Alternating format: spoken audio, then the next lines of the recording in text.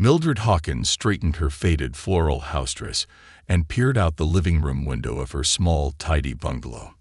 The early morning sun cast long shadows across Maple Street, illuminating the quiet neighborhood she'd called home for over 5 decades. At 77 years old, Mildred was as much a fixture of Millbrook as the old oak tree in the town square. With a soft sigh, she shuffled towards the kitchen, her slippered feet whispering against the worn linoleum floor. The house creaked and settled around her, its familiar sounds a constant reminder of the emptiness that had filled her life since Harold's passing 3 years ago. She filled the kettle and set it on the stove, the routine as ingrained as the lines on her weathered hands. As she waited for the water to boil, Mildred's gaze drifted to the refrigerator door, adorned with faded photographs held in place by colorful magnets. Smiling faces of grandchildren and great-grandchildren beamed back at her, their lives full of promise and adventure. She touched a photo of her late husband, his kind eyes crinkling at the corners, and felt the familiar ache in her chest. "Another day, Harold," she murmured, her voice barely audible above the kettle's growing whistle. "Just you and me, old girl." The rest of Mildred's morning unfolded like a well-worn book, each page as predictable as the last. Tea and toast at the kitchen table, accompanied by the crossword puzzle from yesterday's newspaper. A bit of light dusting, though there was hardly any dust to speak of in her meticulously kept home. And finally, a slow stroll through her small backyard garden, where she fussed over her prized rose bushes and chatted with the neighborhood cats that often sunbathed on her patio. As noon approached, Mildred consulted the list magnetized to her fridge. Tuesday meant a trip to Grayson's Grocery, the heart of Millbrook's modest downtown.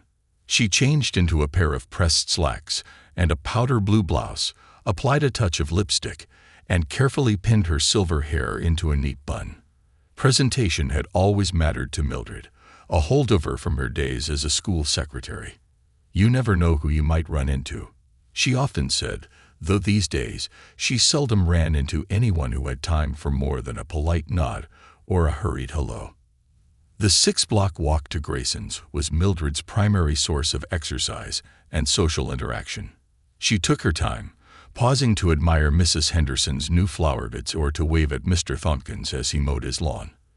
The spring air carried the scent of freshly cut grass and blooming dogwoods, a fragrance that always transported Mildred back to simpler times. Grayson's Grocery stood as it had for generations, its faded green awning and hand-painted sign a throwback to an era before big-box stores and online shopping. A bell chimed softly as Mildred pushed open the door, and she nodded a greeting to young Tommy Grayson behind the counter. At 25, Tommy was the 4th generation of Graysons to run the family business. "Afternoon, Mrs. Hawkins," Tommy called out, barely glancing up from his phone. "Beautiful day, isn't it?" "That it is, Tommy," Mildred replied, retrieving the small cart. "Your grandfather would have loved a day like this for fishing." Tommy's non-committal grunt was the only response, and Mildred felt a pang of nostalgia for the days when Old Man Grayson would greet each customer by name and ask after their families. Times change, she reminded herself, pushing her cart down the first aisle.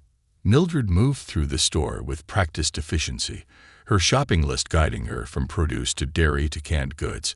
She selected items carefully, ever mindful of her fixed income and the rising cost of groceries. A small bunch of bananas, a loaf of bread, a carton of eggs, the basket filled slowly with the essentials needed to sustain her solitary life.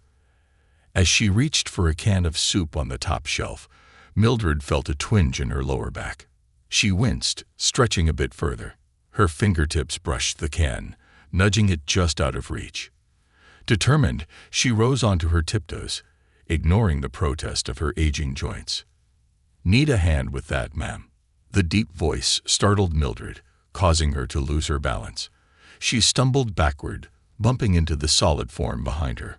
Strong hands steadied her, and she turned to find herself face to chest with a tall, handsome man in a crisp uniform. "Oh," Mildred exclaimed, flustered. "I'm so sorry, I didn't see you there." The man smiled warmly, his badge identifying him as Officer James Parker. "No harm done, ma'am. Let me get that for you." He easily reached up and plucked the can from the shelf, placing it gently in Mildred's cart. "Thank you, Officer Parker," Mildred said, smoothing her blouse self-consciously. "You're new to Millbrook, aren't you?" "I don't believe we've met. Just transferred in last month," he confirmed. "It's a pleasure to meet you, Mrs. Hawkins." Mildred Hawkins. They chatted for a few moments, Officer Parker's friendly demeanor putting Mildred at ease. It had been so long since someone had taken the time to truly converse with her, and she found herself reluctant to end the interaction. As they talked, Mildred became aware of a growing discomfort in her abdomen. She shifted her weight, trying to ignore the sensation, but it quickly became clear that her body had other plans. The urge to use the restroom grew increasingly urgent. "I'm sorry, officer," Mildred interrupted, her cheeks flushing. "I need to." She gestured vaguely towards the back of the store, embarrassment making it difficult to articulate her need. Officer Parker nodded understandingly. "Of course, ma'am. Don't let me keep you." Mildred hurried as quickly as her old bones would allow, making her way to the single unisex restroom at the rear of Grayson's. To her dismay, she found the door locked, a hastily scribbled out-of-order sign taped to its surface. Panic rose in her chest as she realized her predicament. The pressure in her bladder was becoming unbearable, and she knew she couldn't make it home in time. Sweat beaded on her forehead as she looked around desperately, seeking the solution. In that moment of distress, Mildred made a decision that would change the course of her quiet life. With shaking hands, she pushed her cart into a secluded corner near the stockroom, hidden from view by a display of paper towels. Glancing furtively around to ensure no one was watching, she squatted awkwardly behind her cart. Relief flooded through her as she released her bladder, the tension in her body easing. But that relief was short-lived. As Mildred straightened up, her arthritic knees protesting the movement, she heard aghast, "Mrs. Hawkins, what on earth?" Mildred's blood ran cold. She turned slowly to find Mrs. Beatrice Whittaker, president of the Millbrook Garden Club and self-appointed arbiter of local morality, staring at her in shock and disgust.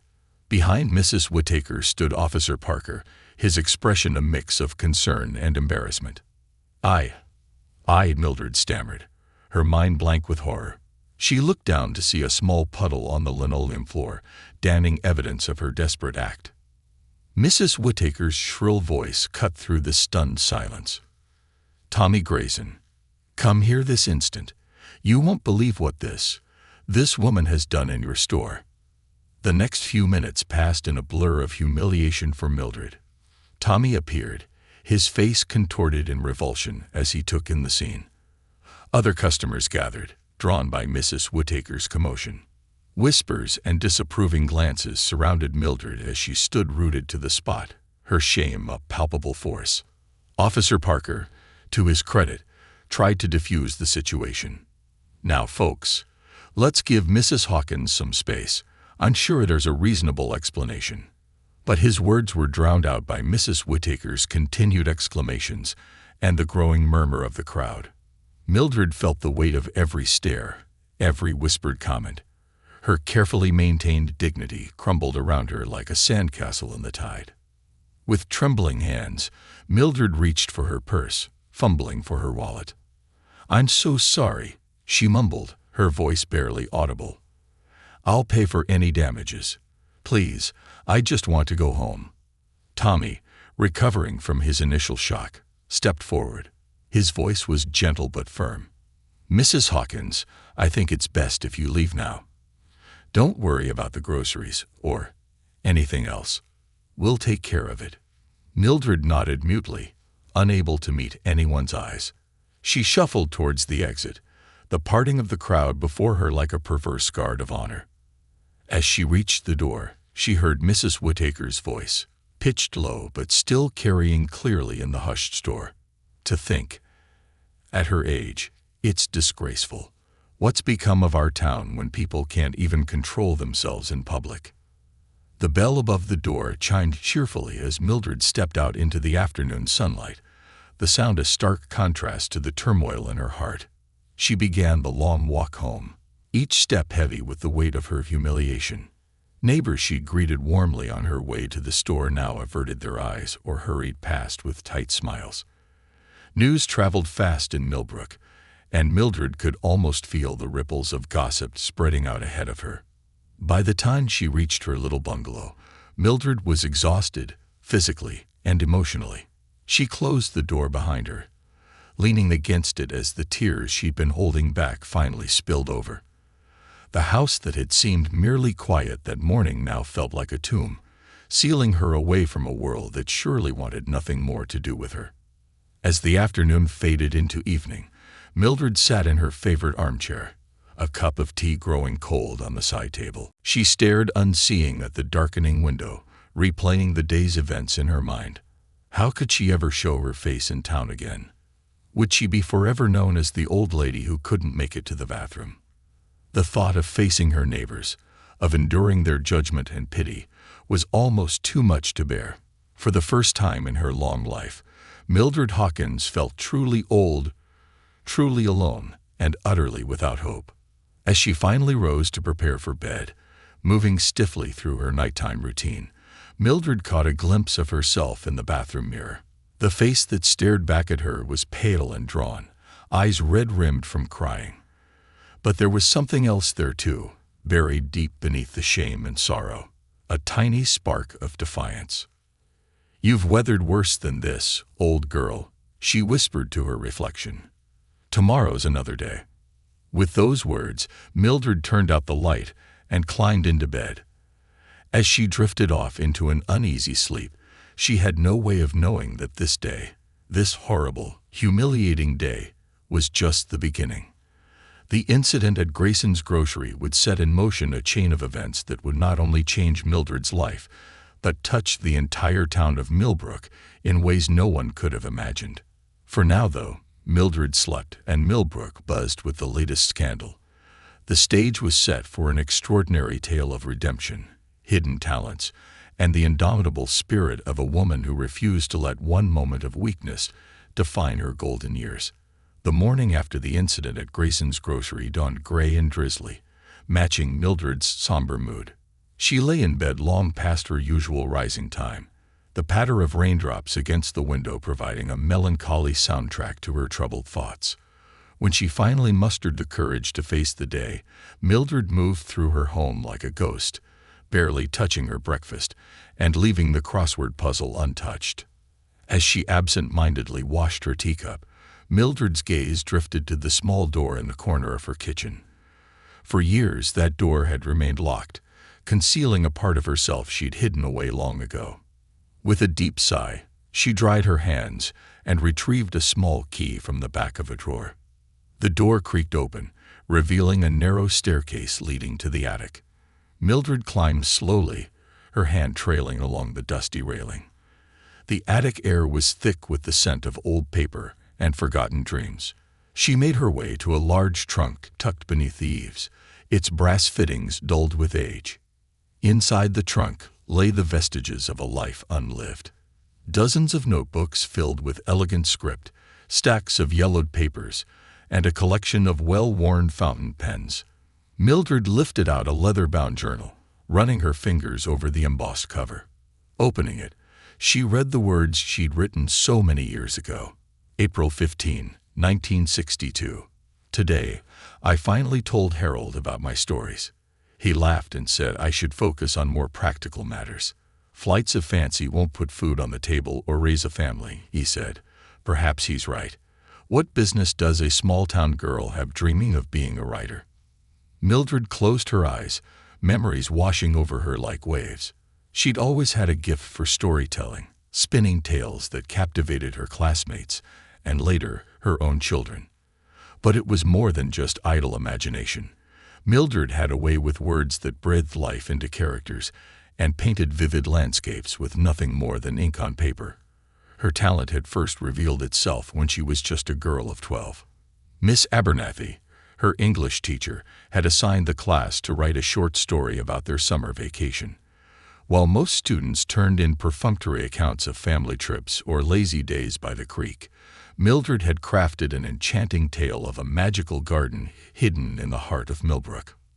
Miss Abernethy had been so impressed that she'd read Mildred's story aloud to the entire class. For those few minutes, as her words flowed from her teacher's lips, Mildred felt a thrill unlike anything she'd ever experienced. The other children sat spellbound, hanging on every word, and when Miss Abernethy finished, the classroom erupted in applause. "You have a rare gift, Mildred," Miss Abernethy had told her after class. "Promise me you'll keep writing." And write she did.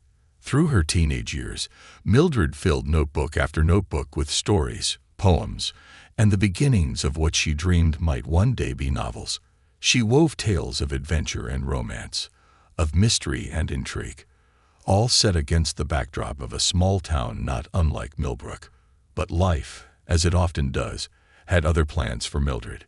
She met Harold Hawkins during her senior year of high school, and his steady charm and promises of a secure future swept her off her feet. They married soon after graduation, and before long, Mildred found herself juggling the demands of a growing family and a job as the school secretary. Her writing, once a daily passion, became an occasional indulgence. Harold, practical to a fault, saw little value in what he called her scribbling. He wasn't unkind about it, but his dismissive attitude and focus on more tangible pursuits slowly eroded Mildred's confidence in her talent. "You're a wonderful mother and a fine secretary," he would say. "Isn't that enough?" And for many years it was. Mildred poured her creativity into raising her children, into making their modest home a warm and welcoming place. She told her stories orally now, delighting her kids with bedtime tales and entertaining neighbors at church socials. But late at night, when the house was quiet, she would sometimes sneak up to the attic and lose herself in her old notebooks, reading the words of a younger, more ambitious Mildred. As she leafed through the pages of her journal now, Mildred came across an entry that made her heart ache. September 3, 1975. "I received a letter today from Hartwell and Sons Publishing.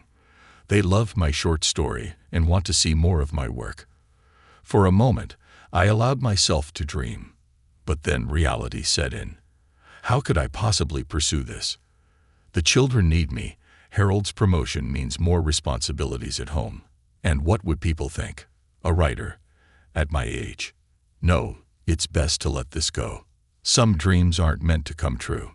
Mildred remembered the day she made the decision to lock away her writing for good. She gathered up all her notebooks, her pens, and the precious letter from the publishing house, and stored them in this very trunk. It had felt like burying a part of herself, but she'd convinced herself it was for the best. The years that followed were happy ones, filled with the joys and challenges of family life. Mildred watched her children grow, celebrated their successes, and comforted them through their struggles. She was there for every milestone, every triumph, and every heartbreak. And through it all, she kept her secret talent hidden away, a bittersweet memory of what might have been. But now, sitting in the dusty attic surrounded by the ghosts of her past, Mildred felt a stirring in her heart. The humiliation of yesterday's incident at the grocery store still burned, but it was tempered by a new emotion: defiance. She'd spent so many years being the person everyone expected her to be. The dutiful wife, the devoted mother, the reliable neighbor. Maybe it was time to be true to herself. With trembling hands, Mildred picked up one of her old fountain pens. It felt right in her grasp, like greeting an old friend. She opened to a blank page in her journal and began to write. May 15, 2024. Yesterday, I thought my life was over. Today, I realize it might just be beginning. The words flowed from her pen like water from a spring, hesitant at first, but quickly gaining strength.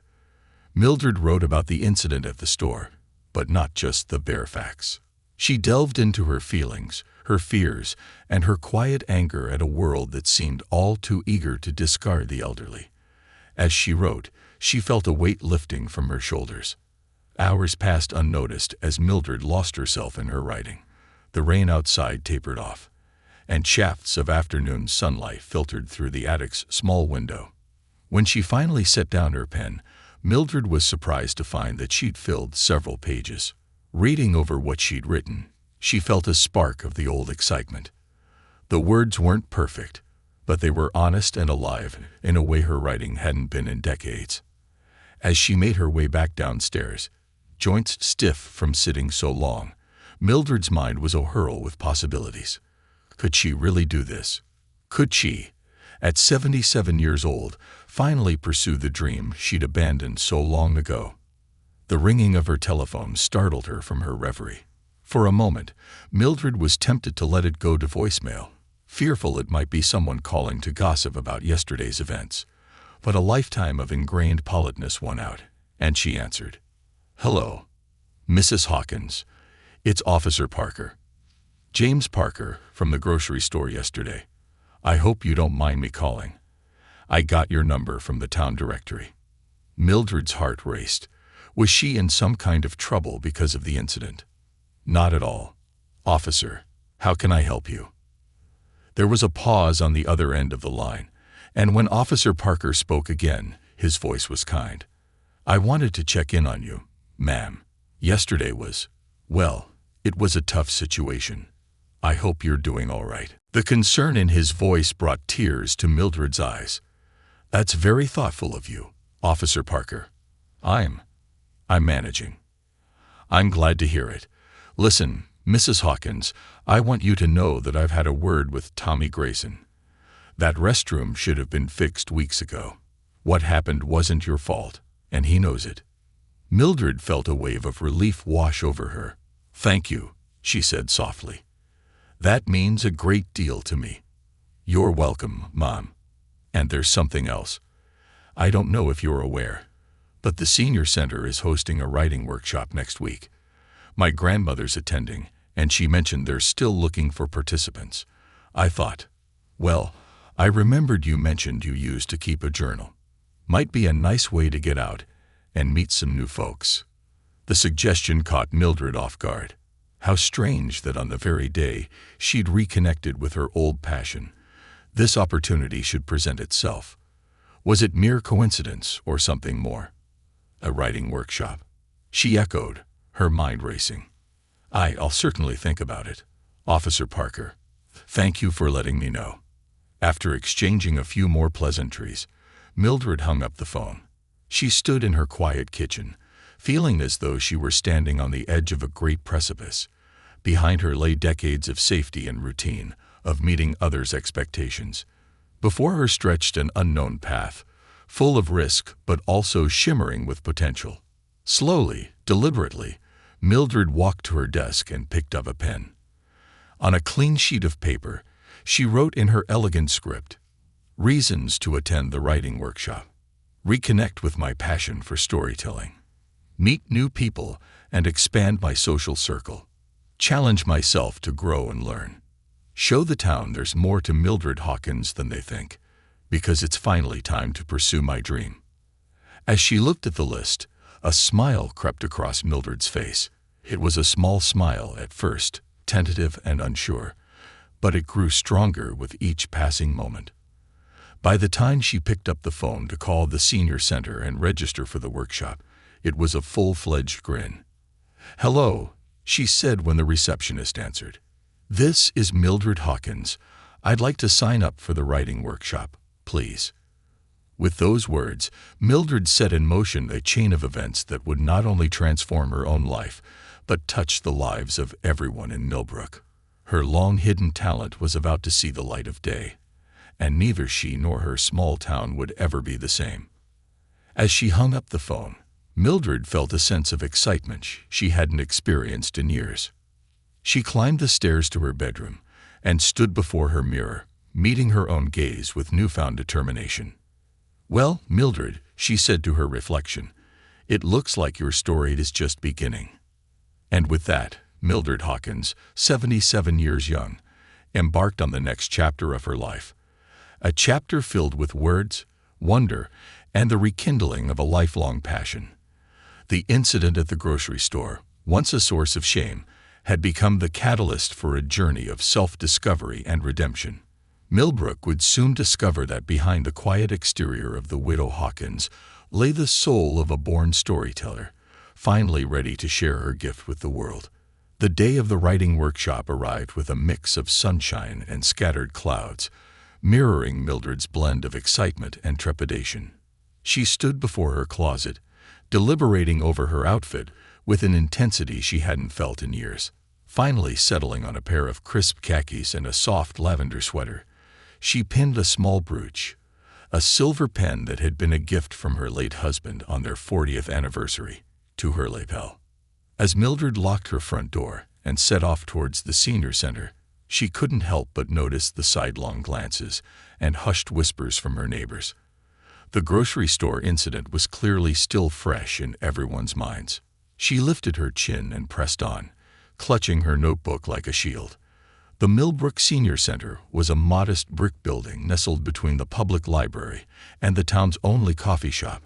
Mildred paused at the entrance, taking a deep breath to steady her nerves. As she reached for the door handle, a familiar voice called out behind her. "Mrs. Hawkins, glad to see you made it." Officer James Parker approached with a warm smile, accompanied by an elegant older woman Mildred recognized as his grandmother, Beatrice Parker. "James told me you might be joining us," Beatrice said, extending her hand. "I'm so pleased. We can always use fresh voices in our little group." Mildred felt a wave of relief wash over her. The genuine welcome in Beatrice's eyes helped ease some of the tension she'd been carrying. Inside, the community room had been transformed into a cozy writing nook. Circular tables were dotted with vases of fresh flowers, and the walls were adorned with quotes from famous authors. About a dozen other seniors were already seated, chatting amiably amongst themselves. As Mildred found a seat, a petite woman with a shock of white hair bounded to the front of the room with surprising agility. "Welcome, wordsmiths," she announced cheerfully. "I'm Iris Bloom, and I'll be leading our workshop today. Whether you're a seasoned scribe or a tentative typist, I promise you'll leave here today with ink-stained fingers and a heart full of stories." Iris's enthusiasm was infectious, and Mildred found herself leaning forward in her chair, eager to begin. The first exercise was simple. Write about a childhood memory in exactly 6 words. Mildred closed her eyes, letting her mind drift back through the decades. After a moment, she put pen to paper. Fireflies in jars. Summer's fleeting magic. As participants shared their 6-word stories, Mildred was struck by the depth of emotion and memory that could be conveyed in so few words. When it was her turn to read aloud, she was surprised to hear a slight tremor in her voice. But as she finished, she was met with appreciative nods and murmurs from the group. "Beautiful imagery, Mildred," Iris commented. "You've captured a moment we can all relate to." The workshop continued with various exercises, each designed to stretch the participants' creative muscles. Mildred found herself becoming more engaged and confident with each passing hour. By the time Iris announced their final task, to write a short personal essay on a life-changing moment, Mildred's pen was flying across the page almost of its own accord. As the workshop drew to a close, Iris approached Mildred's table. "You have a natural talent," she said softly. "I hope you'll consider joining our weekly writing circle. We meet every Thursday afternoon." Mildred hesitated only for a moment before nodding. "I'd like that very much," she replied. Over the next few weeks, Mildred threw herself into writing with a passion she hadn't felt in decades. She attended every meeting of the writing circle, soaking up feedback and advice from her fellow writers. At home, she spent hours in her attic, revisiting her old stories and crafting new ones. But Mildred's journey wasn't without its challenges. The whispers around town about the grocery store incident persisted, and she often felt eyes on her as she made her way to and from the senior center. Some days, the weight of others' judgment made her want to retreat back into the safety of her quiet routine. It was during one of these moments of doubt that Mildred received an unexpected visitor. She opened her door one afternoon to find Tommy Grayson, the young owner of the grocery store, standing on her porch with a bouquet of flowers. "Mrs. Hawkins," he said, shifting uncomfortably, "I owe you an apology. The way I handled things that day, it wasn't right. Officer Parker made me realize I should have been more understanding." Mildred was touched by the young man's sincerity. "Thank you, Tommy," she said, accepting the flowers. "That means a great deal to me." Tommy hesitated, then added, "My grandmother, she always said you told the best stories at church socials, said you had a way with words that could make anyone feel better. I guess I forgot that there's more to a person than one bad moment." As Tommy left, Mildred felt a renewed sense of purpose. She was more than the sum of others' perceptions. She was a storyteller, and it was time the world knew it. The following Thursday, Mildred arrived at the writing circle with a spring in her step and a thick manila envelope in her hands. As the group settled in, Iris asked if anyone had brought something to share. Before she could second-guess herself, Mildred raised her hand. "I have a story," she said, her voice stronger than she expected. "It's called The Incident." A hush fell over the room as Mildred began to read. The story was a fictionalized account of her experience at the grocery store, told from the perspective of an elderly woman named Margaret. But as Margaret navigated her humiliation and eventual redemption, the story expanded to touch on themes of aging, dignity, and the power of compassion. As Mildred read the final lines, she looked up to find the entire room in tears. Even Beatrice Parker, known for her stoicism, was dabbing at her eyes with a handkerchief. "Mildred," Iris said, her voice thick with emotion, "that was extraordinary. You've taken a painful experience and transformed it into something beautiful and universal." The group's response was overwhelmingly positive. They praised Mildred's use of language, her character development, and the raw honesty of her narrative. For the first time in years, Mildred felt truly seen and appreciated for her talent. But the real test came the following week when Iris made an announcement at the beginning of their meeting. "The Millbrook Literary Festival is coming up," she said, her eyes twinkling. "They're looking for local writers to give readings. I've submitted Mildred's story for consideration." Mildred felt her heart skip a beat. The thought of reading her work in public, in front of the whole town, was both thrilling and terrifying. "Oh, I don't know if I'm ready for that," she protested weakly. Beatrice Parker reached over and squeezed her hand. "Nonsense," she said firmly. "That story needs to be heard. You need to be heard."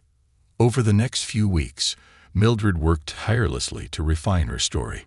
She practiced reading it aloud, working on her pacing and expression. The writing circle became her cheerleading squad, offering encouragement and constructive feedback. As word spread about Mildred's upcoming reading, she was surprised to find support coming from unexpected quarters. Mrs. Henderson, whose flowerbed she had often admired, stopped by with a homemade pie and words of encouragement. Mr. Thumpkins offered to drive her to the festival. Even Mrs. Whittaker, who had been so critical during the grocery store incident, approached Mildred after church one Sunday. "I hear you've become quite the writer," Mrs. Whittaker said, her tone softer than Mildred had ever heard it. "I want you to know, well, I may have been hasty in my judgment that day. We all have moments we're not proud of." The day of the Millbrook Literary Festival dawned bright and clear. The town square was transformed with colorful banners and book-filled booths. A small stage had been set up in front of the old oak tree, with rows of folding chairs arranged before it. Mildred sat in the front row, her hands clasped tightly in her lap as she listened to other local authors share their work. When it was finally her turn, she rose on shaky legs and made her way to the podium. Looking out at the sea of familiar faces, some curious, some skeptical, some openly supportive, Mildred took a deep breath. She caught sight of Officer Parker giving her a thumbs up from the back of the crowd. Tommy Grayson stood nearby, his grandmother at his side. And there, in the center of the audience, sat her writing circle, beaming with pride. "Good afternoon," Mildred began, her voice wavering slightly. "My name is Mildred Hawkins, and I'd like to share a story with you. It's called The Incident." As she read, Mildred felt the initial nervousness melt away. She lost herself in the words, in the rhythm of the narrative. The audience leaned in, captivated. When she described Margaret's humiliation in the store, she heard sympathetic murmurs. And as she recounted Margaret's journey of self-discovery and redemption, she saw heads nodding in understanding. By the time Mildred reached the story's conclusion, there wasn't a dry eye in the crowd. As she uttered the final words, a moment of silence hung in the air. And then the applause began. It started slowly, building to a thunderous crescendo. People were standing, cheering, calling out words of praise. Iris rushed the stage, enveloping Mildred in a warm hug. "You did it," she whispered. "You showed them who you really are." As Mildred made her way back to her seat, she was stopped again and again by people wanting to shake her hand, to tell her how moved they were by her story. Mrs. Whittaker approached, her eyes red-rimmed. "You have a gift," she said simply. "Thank you for sharing it with us." That evening, as Mildred sat in her favorite armchair reflecting on the day's events, she felt a profound sense of peace. She had faced her fears, stepped out of her comfort zone, and in doing so, had rediscovered a part of herself she thought was lost forever. The phone rang, interrupting her reverie. It was Iris. "Mildred," she said, excitement evident in her voice. "I just got off the phone with a friend who works for a publishing house in the city. She was at the festival today and heard your reading. She wants to see more of your work. Can you believe it?" As Mildred hung up the phone, she gazed at the framed photo of Harold on her mantel. "Well, old girl," she said softly, echoing her late husband's favorite phrase, "it looks like this is just the beginning." With a smile on her face and a heart full of possibilities, Mildred Hawkins, the newly discovered writer of Millbrook, picked up her pen and began to write the next chapter of her extraordinary life.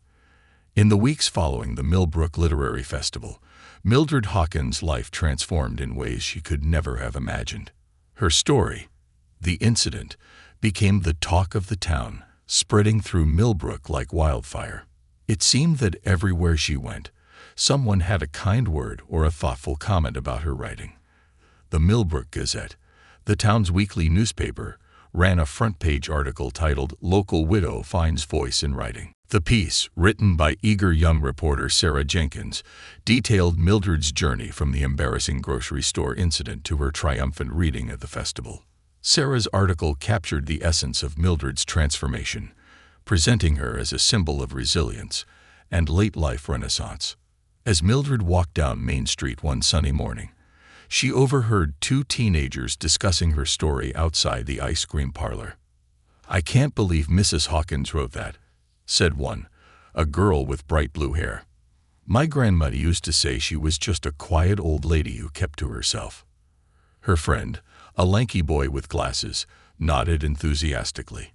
"I know, right? It's like, maybe we shouldn't judge people so quickly. Who knows what cool stuff they might be hiding?"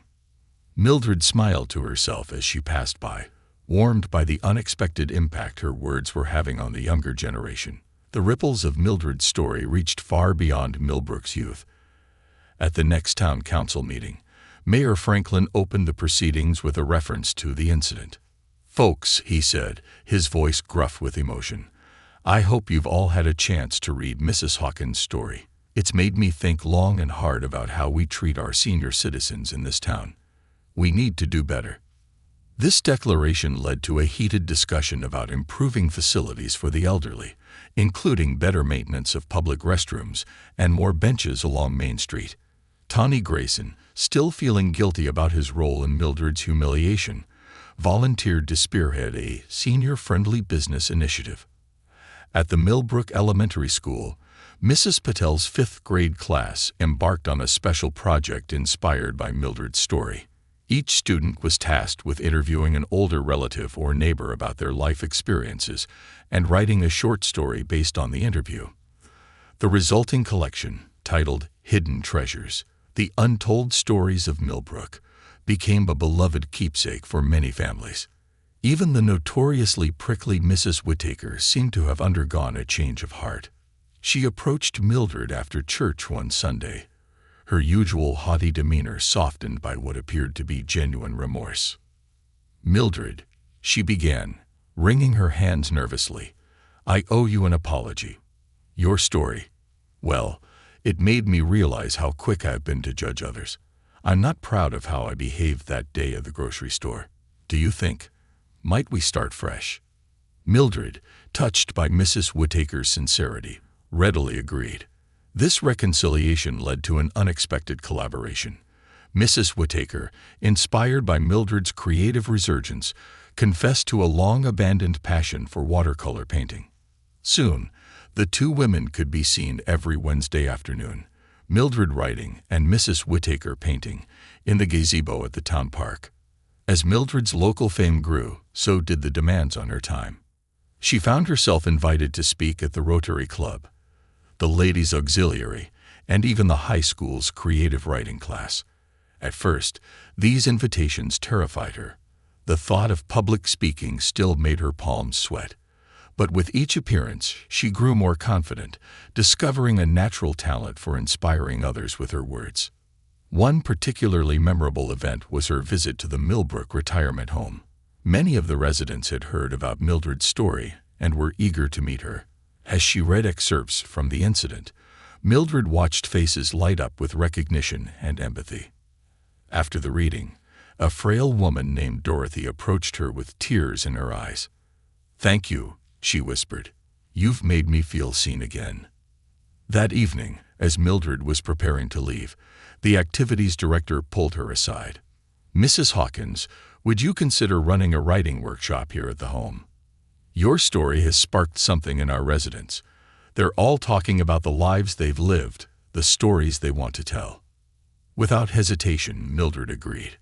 The prospect of helping others find their voice, as Iris had helped her, filled her with joy. The retirement home writing group quickly became the highlight of Mildred's week. She watched with pride as her elderly students, many of whom had initially claimed they had nothing interesting to say, gradually opened up, sharing poignant, funny, and sometimes heart-wrenching tales from their long lives. One of Mildred's star pupils was George, a 92-year-old former mechanic who discovered a knack for poetry. His verses about life in Millbrook during the Great Depression were so vivid and moving that Mildred encouraged him to submit them to the local poetry society. When George's poem Dust and Dreams won first prize in the annual contest, the entire retirement home celebrated as if they'd won the lottery. Mildred's influence began to extend beyond Millbrook's borders. The publishing house that had expressed interest after the literary festival followed through, offering Mildred a contract for a collection of short stories. As news of this spread, she started receiving letters from aspiring writers in neighboring towns, seeking advice and mentorship. One such letter came from a 15-year-old girl named Zoe in the next county over. Zoe wrote about her dream of becoming a writer and how Mildred's story had inspired her to pursue it, despite discouragement from her parents, who thought it an impractical career choice. Moved by Zoe's passion, Mildred invited her to Millbrook for a day of writing and conversation. As they sat in Mildred's cozy living room, surrounded by books and the gentle ticking of an old clock, Mildred shared the wisdom she'd gained over her years of secret writing and recent success. "Writing isn't just about putting words on paper," she told Zoe. "It's about observing the world, listening to people's stories, and finding the extraordinary in the ordinary. And most importantly, it's about being true to yourself." Zoe left that day with renewed determination and a promise from Mildred to read and critique her work. This mentorship blossomed into a beautiful friendship that bridged generations and would eventually lead to Zoe becoming a successful young adult novelist in her own right. As Mildred's circle of influence grew, so did the opportunities that came her way. The owner of the struggling Millbrook bookshop approached her with an idea. Would Mildred consider hosting a monthly story hour for adults? The event would feature local writers reading their work, with Mildred as the headline act. The first story hour was standing room only. Mildred, seated in a comfortable armchair under a warm spotlight, Read a new story inspired by her experiences mentoring at the retirement home. As her words painted pictures of resilience, rediscovery, and the enduring power of human connection, she could see her impact reflected in the rapt faces of her audience. The success of Story Hour breathed new life into the bookshop. It became a hub for Millbrook's burgeoning literary scene, hosting writing workshops, book clubs, and even a small press dedicated to publishing local authors. Perhaps the most unexpected opportunity came in the form of a phone call from a producer at a national morning show. They wanted to feature Mildred in a segment about people pursuing their passions later in life. The idea of appearing on television was daunting, but Mildred realized that her story might inspire others beyond Millbrook to embrace new beginnings. The day of the interview, Mildred sat in her living room, surrounded by a whirlwind of lights, cameras, and crew members. As the reporter asked her questions about her journey, Mildred spoke from the heart about the power of second chances and the importance of staying true to one's dreams. "Age is just a number," she said, her eyes twinkling. "It's never too late to become who you were meant to be." The segment aired a week later, and the response was overwhelming. Mildred's phone rang off the hook with calls from old friends, distant relatives, and strangers touched by her story. Her email inbox filled with messages from people across the country, sharing their own stories of late-life transformations and thanking her for the inspiration. One email, in particular, caught Mildred's attention. It was from a small liberal arts college in a neighboring state, inviting her to be a guest lecturer for their creative writing program. The idea both thrilled and terrified her. Could she, Mildred Hawkins, really have something to teach college students about writing? After much deliberation and encouragement from her writing circle, Mildred accepted the invitation. As she stood at the lectern in the college auditorium, facing a sea of young, eager faces, she felt a sense of coming full circle. Here she was, at 77, finally living the life she had dreamed of in her youth. "Writing," she began, her voice strong and clear, "is an act of courage. It's about facing your fears, embracing your experiences, both good and bad, and sharing your unique perspective with the world. Each of you has a story to tell, a voice that deserves to be heard." As Mildred continued her lecture, weaving in anecdotes from her own journey and practical advice gleaned from years of secret writing, she could see the impact of her words. Students leaned forward in their seats, furiously taking notes. Several hands shot up during the Q&A session, eager for more insights. After the lecture, a young man approached Mildred, his eyes bright with unshed tears. "Mrs. Hawkins," he said, his voice wavering, "I was ready to give up on writing. I thought I was too old to start, that I'd missed my chance. But hearing your story, you've given me hope." "Thank you." Mildred reached out and squeezed his hand. "Remember," she said softly, "every great story has its twists and turns. Your journey is just beginning." As Mildred made her way back to Millbrook that evening, her heart full and her mind buzzing with ideas for her next story, she reflected on the incredible turn her life had taken. From a lonely widow, defined by others' perceptions, and a moment of public humiliation, she had become a beacon of inspiration, a catalyst for change in her community and beyond. The incident that had once seemed like the end of her world had, in fact, been the beginning of a new chapter, not just for her, but for so many others whose lives she had touched. Mildred realized that her true gift wasn't just in her writing, but in her ability to inspire others to find and share their own voices. As she turned onto Maple Street, the familiar sights of home coming into view, Mildred felt a deep sense of gratitude.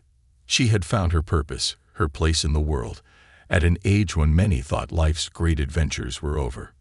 "Well, old girl," she murmured to herself, smiling at the use of Harold's old endearment, "looks like we're just getting started." And with that, Mildred Hawkins, the unexpected muse of Millbrook, walked up the path to her little bungalow, ready to write the next chapter in her extraordinary tale, a story of revival, inspiration, and the profound impact one voice can have when it finally finds the courage to speak. As autumn painted Millbrook in hues of gold and crimson, Mildred Hawkins found herself busier than ever. Her days were filled with writing workshops, mentoring sessions, and work on her upcoming book of short stories. The little town that had once whispered behind her back now celebrated her as a local hero, a symbol of resilience and late-life reinvention. But as the leaves began to fall, so too did the first seeds of doubt take root in Mildred's heart. It started innocuously enough. Mildred was giving a reading at the Millbrook Public Library, sharing a new story she'd been working on. As she finished and looked up, expecting to see the usual warm smiles and nods of appreciation, she instead caught a glimpse of a frown on Mrs. Henderson's face. It was fleeting, quickly replaced by polite applause, but it struck Mildred like a physical blow. Later that week, as Mildred was leaving her favorite cafe, she overheard two women talking in hushed tones. Another Mildred Hawkins event. One said, her voice tinged with exasperation, "I swear, you can't go anywhere in this town without hearing about her these days." Her friend nodded in agreement. "I know. It's like, we get it, you can write. But does everything have to be about her now?" Mildred hurried past, her cheeks burning with shame. The words echoed in her mind, mingling with her own growing insecurities. Was she becoming a nuisance? Had her story lost its charm? Was she, at her advanced age, making a fool of herself by pursuing this new path? These doubts gnawed at her, growing louder with each passing day. She began to second-guess every word she wrote, every public appearance she made. The joy she had found in writing began to dim, overshadowed by an ever-present fear of disappointment or ridicule. The true crisis, however, came with the arrival of an email from her publisher. Mildred had been working tirelessly on her collection of short stories, pouring her heart and soul into each tale. The publisher's response was polite but cool. "Dear Mrs. Hawkins, while we appreciate the effort you've put into this collection, we feel that the stories lack the spark and originality of the incident. Perhaps it would be best to revisit these pieces and inject them with more of the raw emotion and honesty that made your initial work so compelling. We look forward to seeing a revised version. Best regards, Emily Thornton, Senior Editor, Horizon Press." Mildred stared at the screen, feeling as though all the air had been sucked from the room. She read and reread the email, each word seeming to confirm her deepest fears. She wasn't a real writer after all. The incident had been a fluke, a one-hit wonder. She was just a foolish old woman play-acting at being an author. In the days that followed, Mildred withdrew from her usual activities. She canceled her writing workshop at the retirement home, citing a mild cold. She begged off from story hour at the bookshop, claiming she needed time to work on her revisions. In truth, she could barely bring herself to look at her writing, let alone revise it. Her absence did not go unnoticed.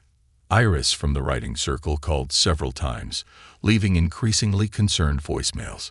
Tawny Grayson stopped by with a basket of baked goods from the grocery store, but Mildred didn't answer the door. Even Mrs. Whittaker, in an unprecedented show of warmth, left a card in Mildred's mailbox expressing her hope that Mildred was feeling better soon. But Mildred couldn't bring herself to face any of them.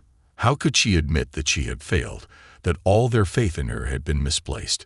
It was easier to hide away, to retreat into the quiet solitude that had been her companion for so many years before. The incident changed everything. As the days turned into weeks, Mildred's world shrank back to the confines of her little bungalow. She spent her days in her armchair, staring out the window at the changing leaves, wondering how she had ever thought she could be anything more than what she had always been, just another unremarkable old woman in a small town. It was on one such gloomy afternoon, as Mildred sat nursing a cold cup of tea and a heavy heart, that an insistent knocking at her door roused her from her melancholy. She was tempted to ignore it, as she had ignored so many other well-meaning visitors, but something in the rhythm of the knocks, urgent, determined, made her pause. With a sigh, Mildred shuffled to the door and opened it a crack. To her surprise, she found herself face to face with Zoe, the teenage aspiring writer she had mentored. "Mrs. Hawkins," Zoe exclaimed, her face a mixture of relief and concern. "I've been so worried about you. May I come in?" Before Mildred could formulate an excuse, Zoe had gently pushed past her into the living room. The girl's energy seemed to fill the space, dispelling some of the gloom that had settled over the house. "Mrs. Hawkins," Zoe began, her young face serious, "what's going on? Everyone in town is talking about how you've disappeared. Your writing circle is worried sick. And She paused, biting her lip. "I submitted a story to a young writers' competition, like you encouraged me to do. I won first place, and the first person I wanted to tell was you, but you weren't answering your phone or emails." Mildred felt a pang of guilt. In her self-imposed isolation, she had forgotten about the impact she had on others, especially this bright young girl who looked up to her. "Oh, Zoe," Mildred sighed, sinking back into her armchair. "I'm so sorry, and congratulations on your win. That's wonderful news." She managed a small smile, but it didn't reach her eyes. Zoe studied her mentor carefully. "Something's wrong, isn't it? Please, Mrs. Hawkins, talk to me. You've helped me so much. Let me help you." And so, haltingly at first, but then with increasing emotion, Mildred poured out her heart. She told Zoe about the overheard criticisms, the doubts that had plagued her, and finally, the devastating email from her publisher. "I'm a fraud, Zoe," Mildred concluded, her voice barely above a whisper. "I had no business thinking I could be a writer at my age. It was all just a silly dream." Zoe listened intently, her brow furrowed in concentration. When Mildred finished, the young girl was quiet for a long moment. Then, to Mildred's surprise, Zoe began to laugh. "Mrs. Hawkins," she said, her eyes twinkling, "do you know what this means? It means you're a real writer." Mildred blinked in confusion. "I don't understand." "Don't you see?" Zoe continued, her voice full of enthusiasm. "Every great writer faces rejection. Every great writer doubts themselves. It's part of the process. The fact that you're struggling with this doesn't mean you're a fraud. It means you're authentic." Mildred felt a small spark of hope ignite in her chest, but the weight of her doubts quickly smothered it. "But the publisher, they said my stories lacked spark, that they weren't good enough." Zoe shook her head emphatically. "No, Mrs. Hawkins, they said your stories needed more work. That's not the same thing at all. Writing is rewriting. Isn't that what you taught me? This is your chance to make your stories even better." As Zoe's words sank in, Mildred felt something shift inside her. The girl's unwavering faith in her abilities was like a beacon, cutting through the fog of self-doubt that had enveloped her. "You know," Mildred said slowly, "when I was your age, I let other people's opinions stop me from pursuing my dreams. I locked my writing away for decades because I was afraid of failure, afraid of what others might think." Zoe leaned forward, her eyes intense. "And look what happened when you finally shared your gift with the world. You inspired an entire town. You inspired me. Are you really going to let a few criticisms and one setback erase all of that?" Mildred felt tears welling up in her eyes, but for the first time in weeks, they weren't tears of despair. They were tears of realization, of a weight being lifted. "Oh, Zoe," she said, reaching out to squeeze the girl's hand. "When did you get so wise?" Zoe grinned. "I had a pretty great teacher." Over the next few hours, as the afternoon sun painted Mildred's living room in warm hues, the two writers talked. Zoe shared her own struggles with writer's block and self-doubt, and together they brainstormed ways to approach Mildred's revisions. As evening approached, there was another knock at the door. This time, Mildred answered it without hesitation. She found Iris, Tommy Grayson, Officer Parker, and several other members of her writing circle standing on her porch, their faces a mixture of concern and determination. "Mildred Hawkins," Iris said, her hands on her hips, "did you really think we were going to let you face this alone?" Before Mildred knew what was happening, her quiet home was filled with the warmth of friendship and the buzz of creative energy. Her supporters had brought food, encouragement, and most importantly, their unwavering belief in her talent. As they all gathered in her living room, Mildred felt a profound sense of gratitude wash over her. She realized that in focusing on her fears and doubts, she had forgotten the most important lesson she had learned through all of this, that no one creates in isolation. Every writer, every artist, needs a community to support them, challenge them, and believe in them, especially when they struggle to believe in themselves. With trembling hands, Mildred retrieved her manuscript from the drawer where she had hidden it away. "I think," she said, her voice growing stronger with each word, "that I'm ready to get back to work, but I could use some help." The room erupted in cheers and words of encouragement. As they settled in for an impromptu writing and critique session, Mildred felt the spark of creativity reignite within her. She looked around at the faces of her friends, old and young, all united in their support of her dream. In that moment, Mildred made a decision. She would not let fear or doubt defeat her again. She would write and rewrite again if necessary. She would pour all of her experiences, the joys, the sorrows, the triumphs, and yes, even the setbacks, into her stories.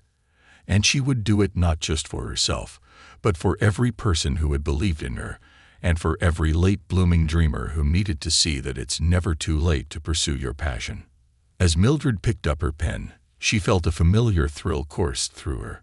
The road ahead might be challenging, but she was no longer walking it alone.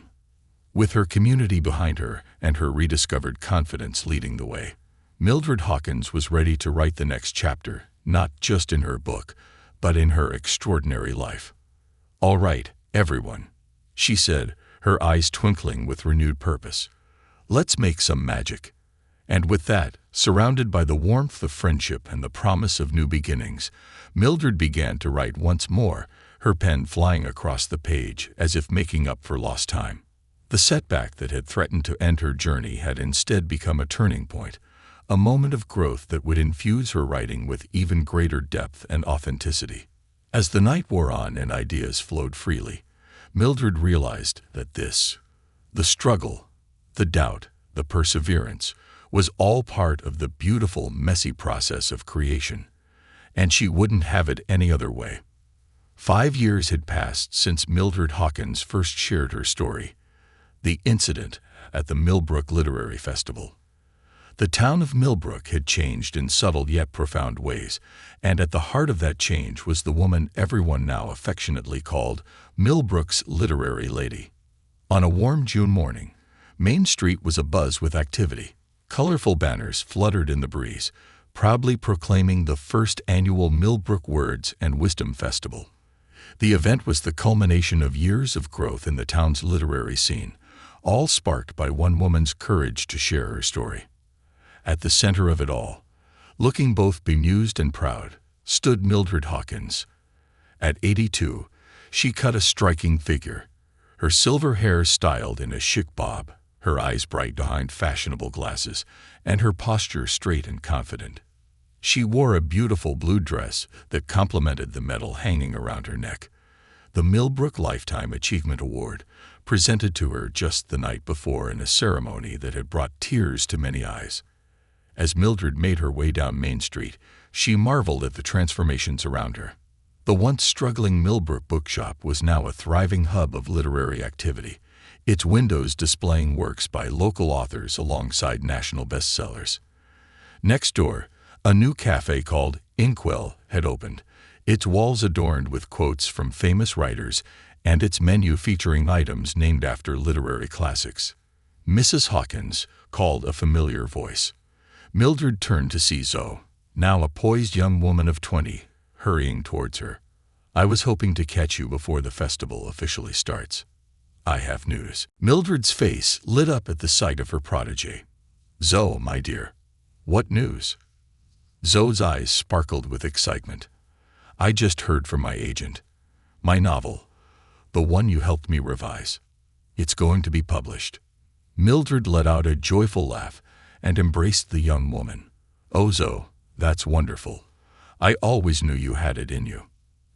As they walked together towards the festival grounds, Mildred reflected on how far they had both come. Zoe had blossomed from a shy, uncertain teenager into a confident young writer with a bright future ahead of her. And Mildred, well, her life had taken turns she never could have imagined. The path hadn't always been easy. After overcoming her crisis of confidence 5 years ago, Mildred had thrown herself back into her writing with renewed vigor. The revised collection of short stories she submitted to her publisher had been met with enthusiasm, and Millbrook Tales, stories of small-town life and second chances, had gone on to become a surprise national bestseller. Critics praised Mildred's keen insight into human nature and her ability to find profound meaning in everyday moments. Readers from all walks of life found themselves reflected in her characters, and letters poured in from around the country thanking her for putting into words the complex emotions of aging, regret, and redemption. But it was the impact on Millbrook itself that meant the most to Mildred. Her success had inspired others in the community to explore their own creativity. The writing circle at the Senior Center had expanded into a full-fledged literary society, with members ranging from retirees to high school students. The local community college had even started offering creative writing courses, with Mildred herself occasionally guest lecturing. As Mildred and Zoe approached the festival's main stage, they were greeted by a chorus of familiar faces. There was Tommy Grayson, whose grocery store now boasted a small but well-curated book section. Mrs. Whittaker, who had rediscovered her passion for painting and was now teaching art classes at the community center. Officer Parker, who had started a storytelling program for at-risk youth, using narrative as a way to build empathy and understanding. And in the front row, beaming with pride, sat the members of Mildred's original writing circle, Iris, Beatrice, and the others who had been there from the beginning. They had become more than just a writing group. They were a family, bound together by words and shared experiences. As Mildred took her place at the podium to officially open the festival, she looked out at the sea of faces before her. There were people from all over the state, and even some from neighboring states, all drawn by the promise of celebrating literature in this small town that had become an unlikely beacon of creativity. 5 years ago, Mildred began, her voice strong and clear. I stood on a stage not far from here and shared a story about one of the most embarrassing moments of my life. A ripple of laughter ran through the crowd. The incident had become something of a local legend by now. I thought that moment would define me, that it would be the final chapter in a life lived quietly and without distinction. But thanks to the power of words and the incredible support of this community, it instead became the beginning of the most extraordinary adventure of my life. Mildred paused, her eyes misting slightly as she looked at the faces of those who had been part of that adventure. What I've learned over these past 5 years is that it's never too late to rewrite your own story. Each of us has a unique voice, a perspective that only we can share with the world. And when we find the courage to raise that voice, to tell our stories honestly and without fear, we have the power to change not just our own lives, but the lives of those around us. She gestured to the festival grounds, where tents house writing workshops, book signings, and readings. This festival is a testament to that power. It's a celebration of the stories that connect us, that help us understand ourselves and each other a little better.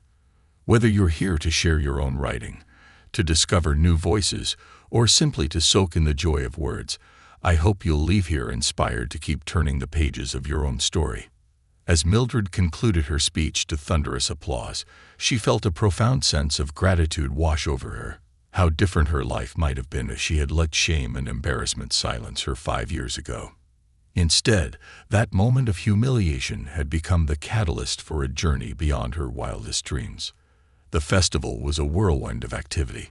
Mildred found herself moving from tent to tent, participating in panel discussions, signing books, and offering encouragement to aspiring writers of all ages. She was touched to see how many people had brought dog-eared copies of Millbrook Tales for her to sign, many telling her how specific stories had touched their lives. As the day wore on, Mildred took a moment to slip away from the crowds. She made her way to a quiet corner of the park, where a small garden had been planted in memory of her late husband, Harold. Sitting on a bench surrounded by blooming roses, Mildred closed her eyes and took a deep breath. "Well, old girl," she murmured, using Harold's old term of endearment, "who would have thought it would turn out like this?" She could almost hear Harold's warm chuckle, could almost feel his presence beside her. While there was a part of her that wished he could have been here to see all this, she knew in her heart that he had been with her every step of the way. As the sun began to set, casting a golden glow over the festival grounds, Mildred made her way back to the main stage for the closing ceremony. To her surprise, she found herself being ushered to the center of the stage by Zoe and Tommy. "Ladies and gentlemen," Zoe announced, her voice ringing out clear and strong, "we have a special surprise to conclude our first Millbrook Words and Wisdom Festival. As many of you know, Mrs. Mildred Hawkins' journey inspired this entire event. What you may not know is that for the past year, many of us have been working on a secret project in her honor." Tommy stepped forward, holding a beautifully bound book. "Mrs. Hawkins, on behalf of the entire Millbrook community, we present to you Echoes of Inspiration: How Mildred Hawkins Changed a Town Through Words. This book contains stories, poems, and essays from people whose lives you've touched. From the students you've mentored to the seniors you've inspired to pick up a pen for the first time in decades." Mildred accepted the book with trembling hands, overwhelmed by the gesture. As she flipped through the pages, she saw contributions from people she knew well and others she had only met in passing.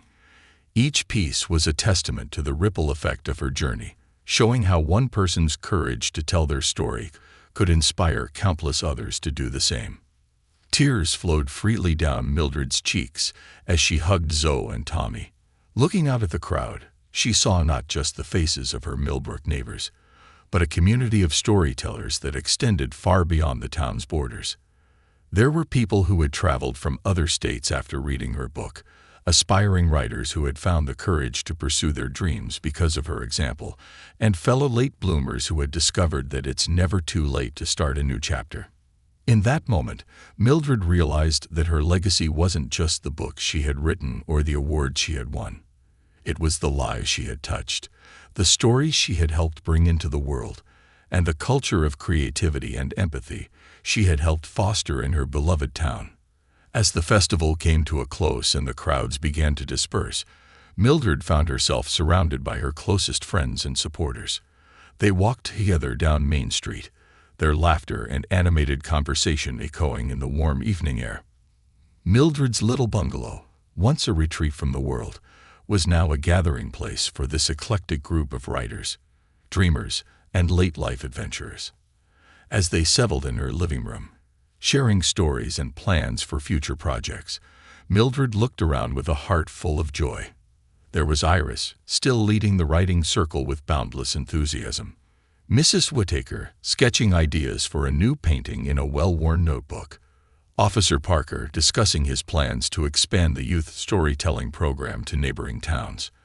And Zoe, already brainstorming ideas for her second novel. In the midst of it all, Mildred picked up her favorite pen, the one she had used to write the incident all those years ago. Opening to a fresh page in her journal, she began to write. "If you had told me 6 years ago that a moment of public humiliation would lead to the richest, most fulfilling chapter of my life, I would have thought you were spinning a tale wilder than any I could imagine. And yet, here I am, surrounded by dear friends, with a heart full of stories yet to tell and a community eager to listen. Life, I've learned, is the greatest story of all.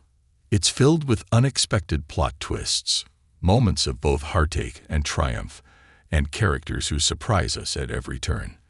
But the beauty of this story is that we are both the authors and the protagonists.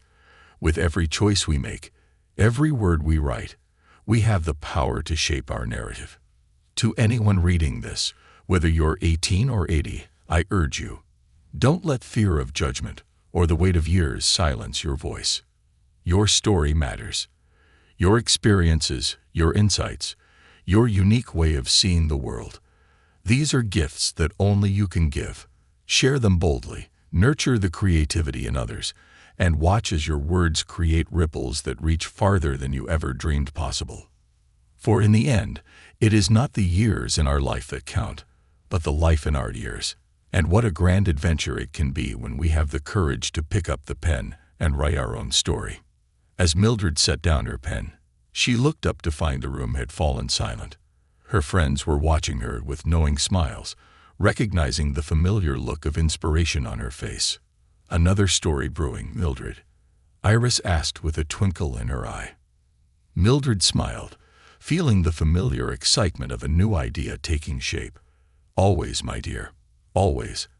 After all, every ending is just the beginning of a new chapter." And with that, Mildred Hawkins, the unexpected muse of Millbrook, raised her teacup in a toast. To stories untold, friends unmet, and adventures yet to come. May our words forever echo in the hearts of those we touch. As the group clinked their cups together, the warm glow of friendship and shared purpose filled the room. Outside, the stars twinkled over Millbrook, a town forever changed by the power of one woman's words and the courage it took to share them. And so, the story of Mildred Hawkins, once defined by a single embarrassing incident, had become a tale of triumph, inspiration, and the enduring power of the human spirit. It was a story that would be told and retold, inspiring generations to come to pick up their pens, raise their voices, and write their own extraordinary chapters in the grand narrative of life.